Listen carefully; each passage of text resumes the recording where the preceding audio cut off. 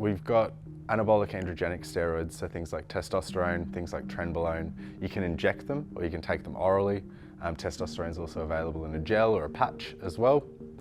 Then you've got other drugs, so what I like to call ancillaries. So those are things that you use for post-cycle therapy, so things like clomiphene and Nolvadex, human chorionic gonadotropin. You've got other drugs to control for estrogen, things like aromatase inhibitors, like Arimidex or anastrozole.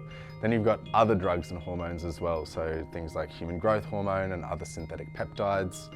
You've got insulin, you've got designer steroids like Superdrol, and you've got other recovery peptides like GHRP6 and things like that. So it's a whole swathe of drugs. We need to accept that these end users will probably know more than the average sort of health worker, clinician, even some GPs, and so they know what they're doing.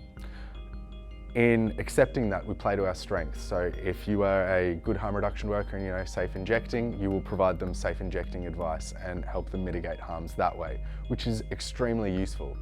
You might also advise them to get health monitoring done, so things like blood checking, you can refer them to a friendly GP clinic or things like that. Again, very a good way to reduce harms.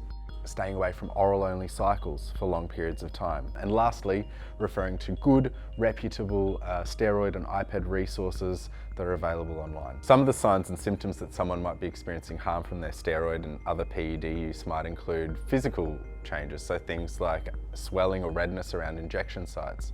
Might also include sensitivity and tenderness around the nipples.